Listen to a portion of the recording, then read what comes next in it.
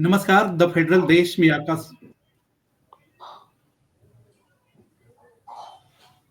नमस्कार, the federal देश में आपका स्वागत है। मैं हूं ललित राय।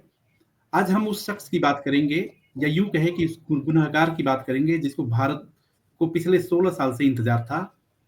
मामला 2008 का है जब मुंबई पर हमला हुआ था। माया नगरी ठहर सी गई थी। 4 दिनों तक आतंकियों ने बंधक बना लिया था। 4 दिनों के ऑपरेशन में सुरक्षा बलों को कामयाबी मिली, लेकिन उसके जो बेसिकली सूत्रधार थे, वो इस देश से बाहर चले गए थे या इस देश से बाहर ऑपरेट कर रहे थे। उनमें से एक नाम था तहूर राणा। तहूर राणा को अब भारत लाए जाने का रास्ता साफ हो गया है। अमेरिका की विजिट पे जब नरेंद्र मोदी वहां पे गए, तो खुद मोदी जी के सामने, प्राइम मिनिस्टर मोदी के सामने डोनाल्ड ट्रंप ने कहा कि हम, यानी कि अमेरिका, तहूर राणा को एक्स्ट्राडाइट करने की मंजूरी दे रहा है। तो इस पर चर्चा के लिए कि ये पूरा वाकया क्या था, इसका मतलब क्या है, इस पर हम द फेडरल देश इस पर एक चर्चा करेगा, जिसमें हमारे साथ मौजूद हैं हमारे सहयोगी अभिषेक रावत। अभिषेक, तहव्वुर राणा का आना, मतलब भारत एक्स्ट्राडाइट होना, इसको आप किस तरीके से देखते हैं? देखिए, ये एक बहुत बड़ी कामयाबी है भारत के लिए क्योंकि आप समझिए कि 2008 में जब मुंबई में हमला हुआ, आतंकी हमला हुआ, जो उससे पहले कभी नहीं हुआ था, इस तरीके का हमला। ब्लास्ट वगैरह होते रहे थे, लेकिन इस तरीके से 10 आतंकी पाकिस्तान के माध्यम से जो है भारत भेजे जाते हैं और फिर वो लोग मुंबई, जो हमारे देश की फाइनेंस कैपिटल है, वहाँ पर पहुँच के 3 से 4 जगहों पे अटैक करते हैं। इसमें होटल ताज में, जिसमें होस्टेज बनाया गया था, जो भी लोग वहाँ रुके हुए थे या फिर अंदर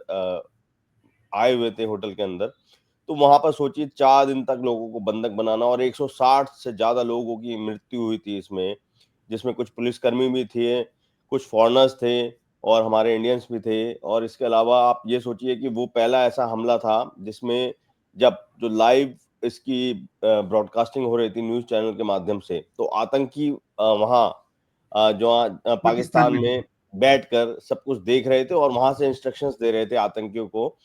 तो इससे पहले भारत में इस तरीके का हमला कभी हुआ नहीं था और जब ये हमला हुआ तो पूरा भारत जो है हिल गया था। इसके बाद ही आप सोचिए कि एनआईए का गठन भी किया गया था और इस मामले में जो तहव्वुर राणा है, उसका नाम जब सामने आया था तो ये भी पता चला था कि वो पेशे से एक डॉक्टर था, पाकिस्तानी मूल का कनाडाई नागरिक था, जिसने डेविड कोलमैन हेडली को यहाँ विशेष तौर पे रेकी के लिए भेजा था। डेविड कोलमैन हेडली वो शख्स है जो पाकिस्तान में भी रह चुका है और उसका आईएसआई से भी बहुत बड़ा कनेक्शन था। वो अपने फॉरेनर होने की हैसियत से जो है भारत आया था यहाँ पर। उसको कोई डाउट ना हो उसके ऊपर किसी को भी, तो उसका उसने फायदा उठाया, मुंबई में कई जगहों पे जाकर रेकी करी और तहव्वुर राणा जो इसमें मेन मास्टरमाइंड है, कॉन्स्पिरेसी में वो शामिल रहा। उसके कहने पे ही जो है तहव्वुर राणा के कहने पे ही डेविड कोलमैन हेडली ने यहाँ पे आके सारी रेकी करी थी और उस रेकी के आधार पर ही जो प्लान था अटैक का, उसको अंजाम दिया गया। तो आप ये सोचिए कि ये बहुत ही ज़्यादा अगर हम देखें संवेदनशील मुद्दा था और हमारे देश की प्रतिष्ठा का भी सवाल था, क्योंकि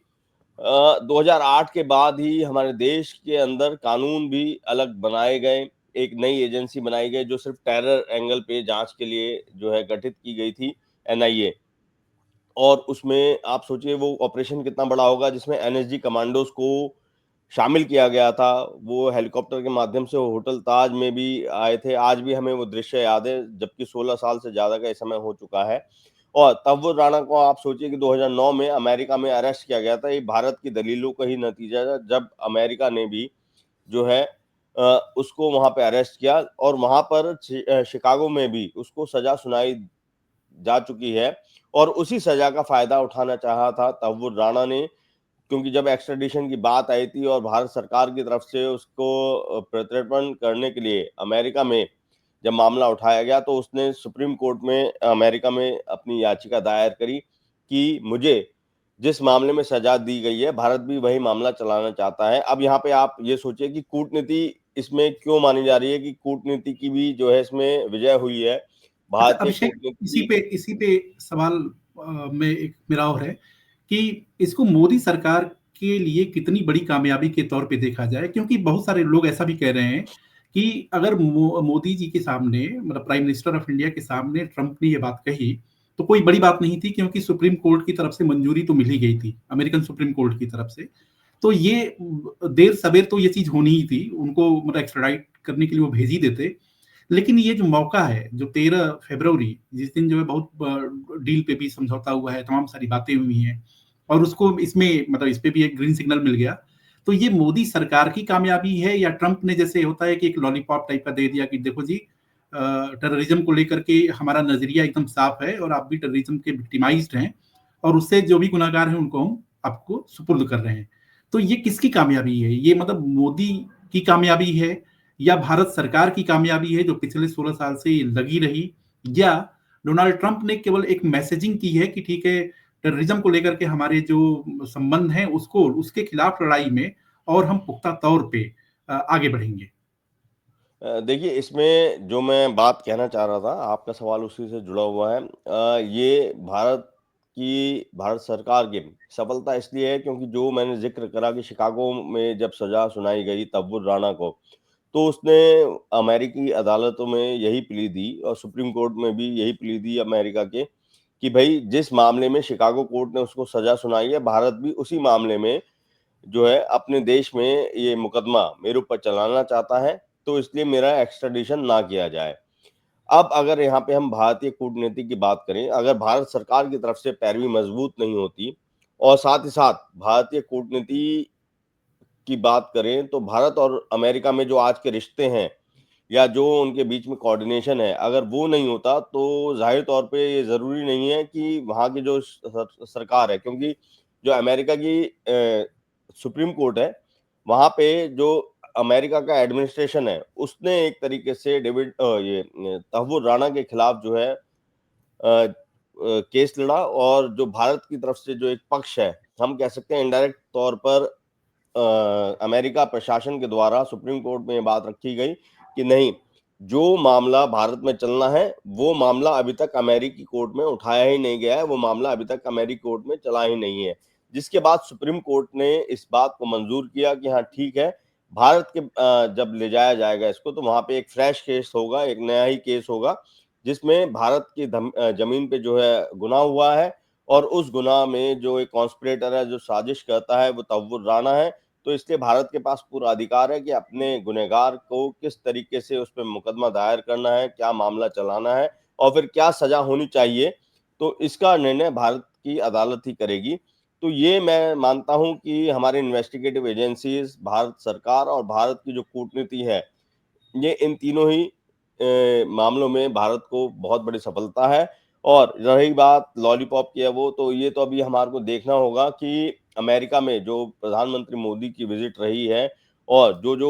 दोनों देशों के बीच में नई डील हुई है, उसमें क्या-क्या हमारे देश के लिए फ़ायदेमंद है। और उसमें से एक ये, अगर आप सोचिए कि पूरे दुनिया प्रधानमंत्री मोदी और ट्रंप की जो मुलाकात रही और जो भी नई डीलिंग हुई हैं दोनों देशों के बीच में, जो भी समझौते हुए हैं या जो भी डील हुई है नई,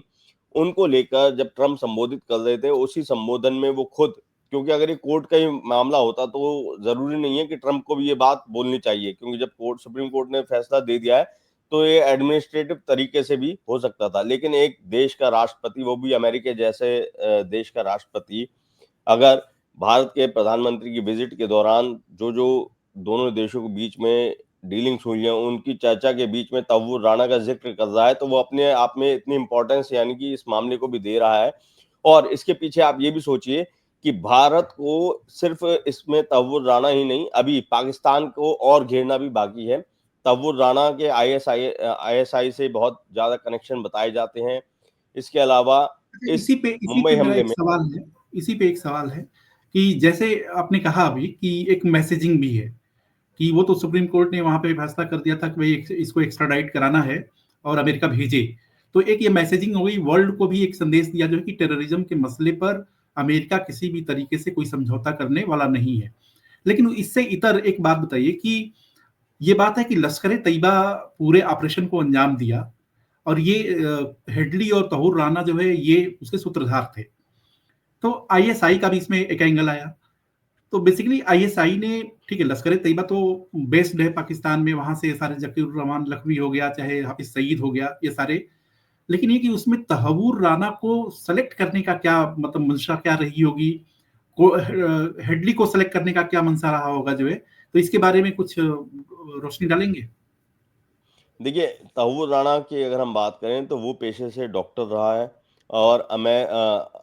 पाकिस्तानी आर्मी में भी 5 साल अपनी सर्विस दे चुका है। आप सोचिए एक डॉक्टर जो होता है बाय प्रोफ़ेशन, कोई भी देश हो, वो बहुत ही पाक-साफ़ पेशा माना जाता है, लोगों की जान बचाने वाला वो माना जाता है। तो ऐसे में तहव्वुर राणा एक वैसा कैरेक्टर हो गया जो किसी भी शक के दायरे से बाहर की चीज़ था उस समय तक। और फिर उसको कनाडा की नागरिकता भी दिलवाई जाती है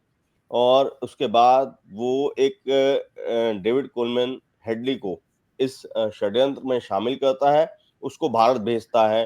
डेविड कोलमैन हेडली जो अमेरिकी नागरिक होता है, वो पाकिस्तान में भी रह चुका होता है और बताते हैं कि पाकिस्तान में जब वो रहा, उसी दौरान उसकी जो है तहव्वुर राणा से बहुत अच्छी दोस्ती हुई और तहव्वुर राणा ने इसी दोस्ती का फ़ायदा उठाया। एक अमेरिकी मूल का नागरिक होने के नाते डेविड कोलमैन हेडली को भारत आने पर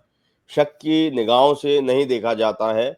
ये इसका एडवांटेज होता है इस आतंकी साजिश का और डेविड कोलमैन हेडली जो है बिल्कुल फ्रीली जहाँ-जहाँ उसने रेकी करनी होती है, वो रेकी करता है, बगैर किसी शक-शुबा के वो भारत में घूमता है और उसके बाद वो फिर अपने टारगेट सेट करता है, जहाँ पर उनको आतंकी हमलों को अंजाम देना होता है और ये पूरा एक ब्लूप्रिंट जो होता है इस आतंकी हमले का तैयार करने के बाद, उन 10 लोगों को दे दिया जाता है, जो समुद्र के रास्ते भारत में दाखिल होते हैं। इसमें से अजमल कसाब जो है, उसको ज़िंदा पकड़ लिया जाता है और आप सोचिए कितनी बड़ी एक सफलता है हमारे देश की कि जब कसाब को पकड़ा जाता है, तो पाकिस्तान जो इस पूरे हमले का मास्टरमाइंड होता है, वो खुद जो है डिनायल कर देता है कि अजमल कसाब जो है हमारा नागरिक उसका नहीं है। नागरिक। लेकिन जब आप ये सोचिए कि वहाँ की जो मीडिया होती है या बीबीसी होता है, वो जब अजमल कसाब के गाँव पहुँचते हैं, उसके माता-पिता से इंटरव्यू करते हैं, तो वहाँ पर पाकिस्तान की जो चोरी है वो पकड़ी जाती है क्योंकि वो लोग सब स्वीकार करते हैं कि अजमल कसाब जो है हमारा ही बेटा है और यहीं का नागरिक है। तो अब ये सोचिए अभी दूसरा मौका ऐसा आया है जब पाकिस्तान को मुँह छुपाने की जगह अब बचेगी नहीं क्योंकि तहव्वुर राणा जो इस पूरी हमले की साजिश का एक बहुत बड़ा हिस्सा होता है, जिसकी डायरेक्ट जो है लश्कर तैयबा और आईएसआई इन दोनों के साथ जो टॉप मोस्ट इनके सोचिए कमांडर होंगे, उनके साथ इसकी डायरेक्ट बातचीत हुई होगी, साजिश बनाई होगी इन लोगों ने। तो अब इसमें पाकिस्तान और भी ज़्यादा घिरेगा और जो पाकिस्तान आतंकियों को पनाह देता है और आतंकी साजिश में शामिल रहता है, वो कली खुलेगी। तो आप ये सोचिए भारत इस मामले को सिर्फ ये नहीं कि अपना ही आतंकी हमले के एक सज़ा के तौर पर जो है तहव्वुर राणा के इस्तेमाल करेगा या उसको सज़ा दिलवाना चाहेगा। तहव्वुर राणा जो-जो खुलासे करता है वो इंटरनेशनल मुद्दे बनेंगे। पाकिस्तान एक बार फिर से आतंकी साजिशों में शामिल होने का गुनहगार साबित होगा और इसमें जो उसके सीनियर मोस्ट जो कमांडर हैं या फिर हो सकता है कोई सफेद पोस्ट भी हो वहाँ के, क्या पता कोई नेता का इन्वॉल्वमेंट है या नहीं है। ये सारी चीज़ें भी अभी जाननी बाकी होंगी। अब इसमें हमारी जो इन्वेस्टिगेटिव एजेंसीज़ हैं, वो ज़ाहिर तौर पे तहव्वुर राणा से पूछताछ शुरू करेंगी और लंबा वक़्त लग सकता है, लेकिन इसमें निश्चित तौर पर पाकिस्तान बहुत बुरी तरीके से घिरता नज़र आ रहा नहीं, है लेकिन अभी के अभिषेक ये बताइए कि तहूर राना का भारत आना, ठीक है, और यहाँ पे उसका मुकदमा चलेगा, वो अपने बयान देगा, तमाम सारी चीजें। लेकिन क्या आपको लगता है कि इन सब बयानों के बाद पाकिस्तान पर, जो आप कभी कह भी रहे हैं कि उस पर बहुत ज्यादा प्रेशर बनेगा,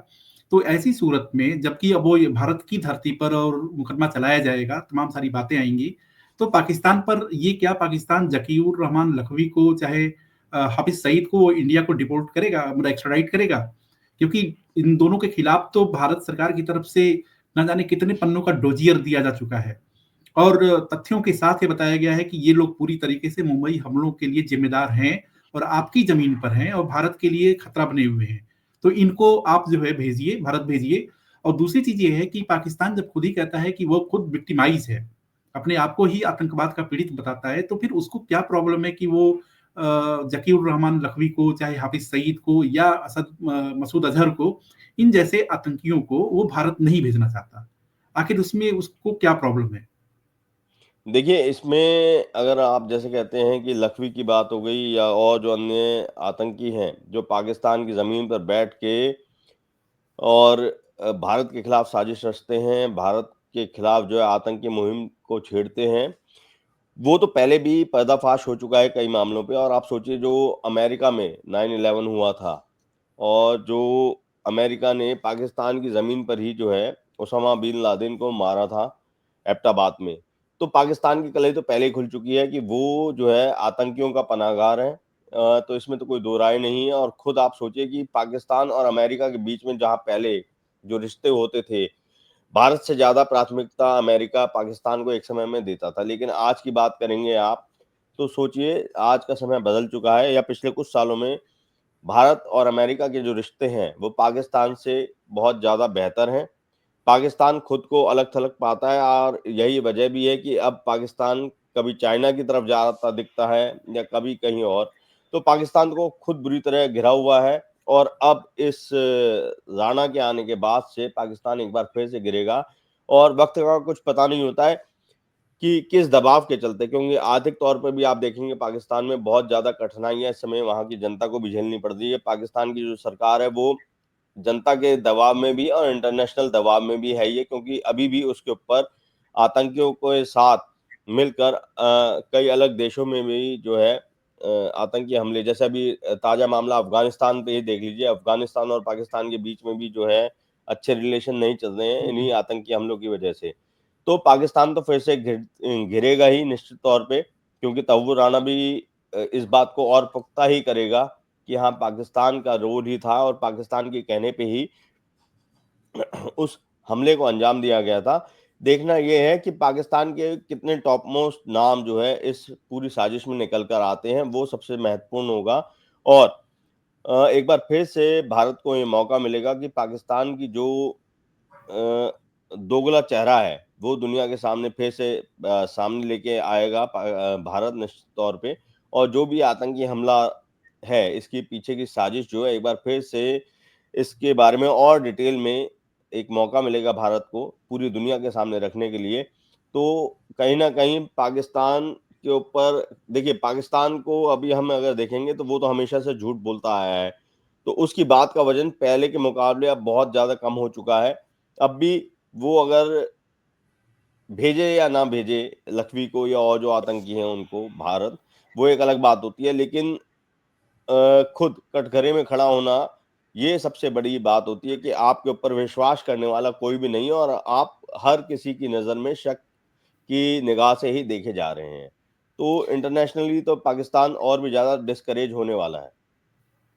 तो आपने देखा कि तहव्वुर राणा का भारत एक्स्ट्राडाइट होने का रास्ता साफ हो गया है और ये भारत के लिए अहम कामयाबी है। और कामयाबी इसलिए है कि आतंकवाद के खिलाफ जो लड़ाई है और वो पुख्ता होगी, मजबूत होगी और अंतर्राष्ट्रीय स्तर पर पाकिस्तान की कलई जो पहले से ही खुल चुकी है और उसमें भारत सरकार इस बात को कह पाएगी कि पाकिस्तान देखिए, पाकिस्तान का ही की सरपरस्ती में ये सारी चीज़ों को अंजाम दिया गया है और अब पाकिस्तान को कठोर तरीके से आतंकवाद के खिलाफ लड़ाई लड़नी होगी।